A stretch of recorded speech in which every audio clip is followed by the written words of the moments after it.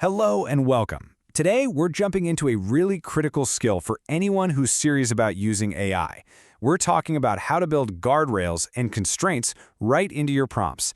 This is all about you taking control, making sure the AI gives you responses that aren't just clever, but are actually safe and laser-focused on what you need. So, here's our game plan. We'll kick things off by looking at why this is even a problem. Then, we'll define our tools, walk through a super simple 4-step guide, and see it all work with some real-world examples. After that, we'll cover the common mistakes to avoid before, you guessed it, you get a chance to try it out yourself. Okay, let's dive right in. First things first, let's talk about why this technique is so dang essential in the first place. We've all been there, haven't we? You ask a totally simple question, and the AI just goes off the rails. It wanders into some bizarre territory, gives some questionable advice, or just completely misses the point. That is the exact problem we are here to solve today. And here's what I can promise you. By the time we're done here, you are going to have the skills to design prompts that put you in control of the AI's output. It'll become a much more reliable tool, whether you're using it for work, for school, or even for creative projects. So, we understand the problem. Now let's start actually building the solution.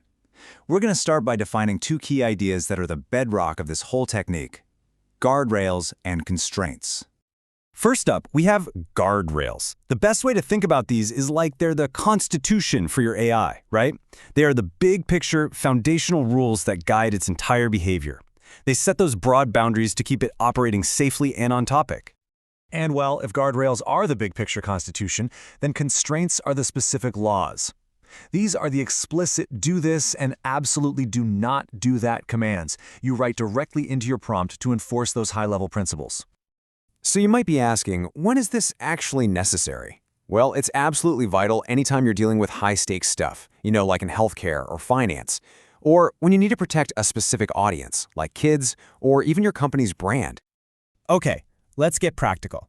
I'm going to walk you through a really simple 4-step playbook that you can use every single time you need to build one of these focused prompts. The process is actually pretty straightforward, and it breaks down into these 4 key steps.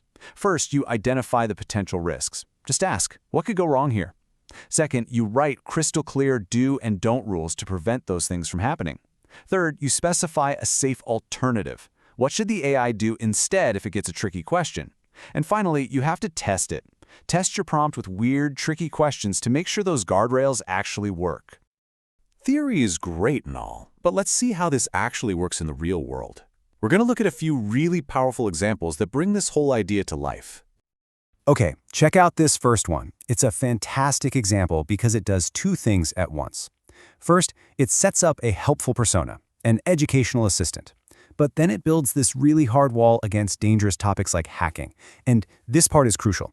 It gives the AI an out, a safe default. It tells it, if you're not sure, just say you can't answer and explain why. This one is just brilliant because it shows you how to be helpful in a really sensitive area. The prompt starts by clearly stating what the AI is not. It's not a doctor. Then it limits it to giving only general info. And it always redirects the user to a real expert. That's the perfect formula for being useful without being reckless. And here's a corporate example. Notice those super clear constraints designed to protect the business. Don't talk about the competition, don't just make up product features, and absolutely no sharing company secrets. This keeps the AI on brand, on policy, and frankly, out of legal trouble. And hey, it's not all serious business. You can use guardrails for creative stuff too. This prompt makes sure a story stays totally family-friendly by explicitly saying no violence, no alcohol, and then it guides the AI toward a lighthearted outcome that's appropriate for absolutely any audience. Now, as you start writing these prompts, you might run into a few common issues. It's totally normal, so let's get ahead of them by looking at the typical mistakes and, more importantly, how to fix them. This table pretty much sums it all up. The main theme here, being vague is your worst enemy. Don't just say, be safe. You have to tell the model exactly what safe means by forbidding specific topics. You've got to be explicit, be concrete, and always test your work by trying to break it. Specificity is your best friend here, for sure. All right, you've seen the theory, you've seen the examples. Now it's time to really make this knowledge stick by putting it into practice yourself. So just take a second and try one of these little challenges. How would you build a safe homework helper for a kid? What specific rules would you need to include? Or what about an AI for your workplace? What constraints would you need to put in place to protect sensitive company info? So let's wrap this all up. The key takeaway, the one thing to remember is this: you are in the driver's seat. By embedding a clear constitution and specific rules right into your prompts, you can actively shape the AI's behavior, making it a much more reliable and safer tool for pretty much any task you can think of. But that leaves us with one last really fascinating question. Controlling behavior is one thing, but making sure the answers are actually true is a whole other ballgame. In our next explainer, we are going to tackle exactly that by exploring techniques to ground your AI in facts and seriously boost its accuracy. I'll see you then.